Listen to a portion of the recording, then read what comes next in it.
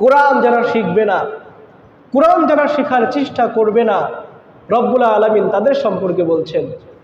রব্বুল আলামিন বলেন, কোরআন যারা পড়বে না, কোরআন যারা বুঝবে না, কোরআন যারা বুঝতে চাইবে না, আমি আল্লাহ পাক রব্বুল আলামিন দুনিয়া এবং আখিরাতে দুইটা শাস্তি এদেরকে দিব। জবান ছেড়ে বলেন তো শাস্তি কয়টা? আরো জোরে। রব্বুল আলামিন বলেন, এক নম্বর শাস্তি হলো ওয়ামান আ'রাদা আন যিকরি ফাইন্না লাহু মাঈশাতান দঙ্কা। আল্লাহ পাক রব্বুল আলামিন বলেন, যারা কোরআন পড়বে না, যারা কোরআন বুঝবে না, কোরআনের আইন যারা মানতে চাবে না, আমি আল্লাহ পাক রব্বুল আলামিন তাদের কবরের জীবনটাকে সংকীর্ণ বানিয়ে দিব। দঙ্কা শব্দের দুইটা ব্যাখ্যা মুফাসসিরগণ করেছেন। এক নম্বর ব্যাখ্যা হলো, কোন মুফাসসির বলেছেন, যেই ব্যক্তিগুলো কোরআন শিখবে না, কোরআন বুঝতে চাবে না, কোরআনের আইনগুলো মানতে চাবে না, রব্বুল আলামিন এই দুনিয়ার জীবনে তাদের জীবন থেকে সব ধরনের সুখ শান্তি তিনি তুলে নেবেন।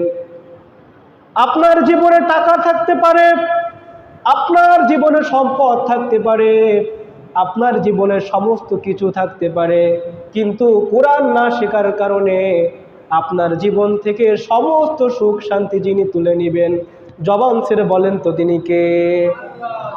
দুই নম্বর ব্যাখ্যা হলো, কোন মুফাসসির বলেছেন, যদি কোনো ব্যক্তি কোরআন না শিখে, কোরআন না পড়ে, দুনিয়াতে সুখে শান্তিতে থাকলেও রব্বুল আলামিন কবরের জীবনে তার কবরটাকে তিনি সংকীর্ণ বানিয়ে দিবেন।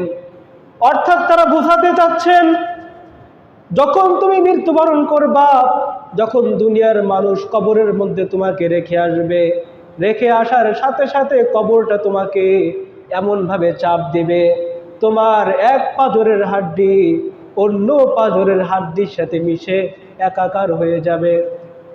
এটা হচ্ছে এক নম্বর শাস্তি।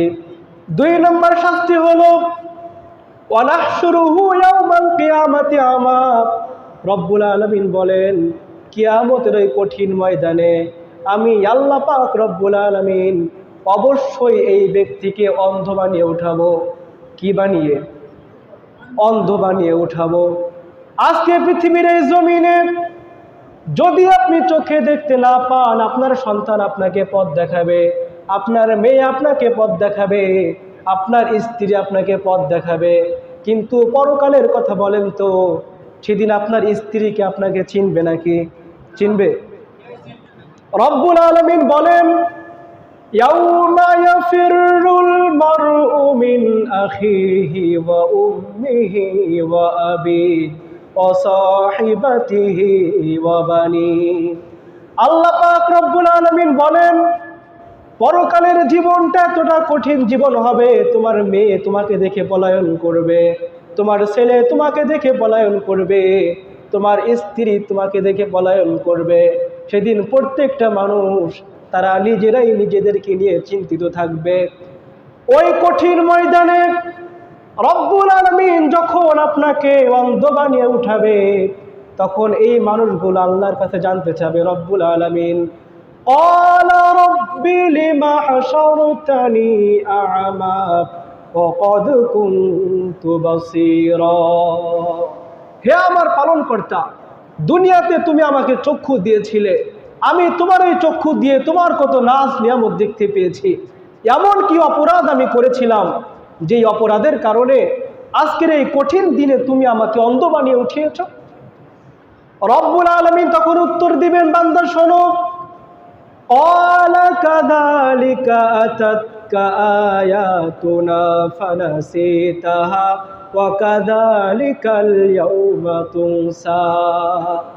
আল্লাহ পাক রব্বুল আলামিন বলবেন, বান্দা শোনো, দুনিয়াতে আমি কোরআন নামক একটা চিঠি তোমাকে দিয়েছিলাম, কখনো তুমি ওই চিঠি বুঝতে চাও নাই, বুঝার জন্য চেষ্টা করো নাই, কোরআনের আইন প্রতিষ্ঠিত হোক কখনো সংগ্রাম করো নাই। তুমি আমার কোরআনকে যেমনি ভাবে ভুলে গিয়েছিলে, ওয়া কাযালিকাল ইয়াউমা তুনসা, আজকের এই কঠিন দিনে আমি আল্লাহ পাক রব্বুল আলামিনে তোমাকে ভুলে গেলাম। এবার জবান ছেড়ে বলেন তো, ওই কঠিন দিনে যদি রব্বুল আলামিন বলে আমি তোমাকে চিনি না, আমি তোমাকে ভুলে গেলাম, হাজার চেষ্টা করলেও আপনি কি কখনো জান্নাতে যাইতে পারবেন নাকি? পারবেন? কখনোই পারবেন না। এই জন্য প্রিয় ভাইয়েরা আমার, কোরআন বোঝার চেষ্টা করতে হবে নাকি হবে না? বলেন। আমাদের সবাইকে কোরআন বোঝার চেষ্টা করতে হবে। আল্লাহ আমাদের সকলকেই তৌফিক দান করুন, আমরা পড়ি আমিন।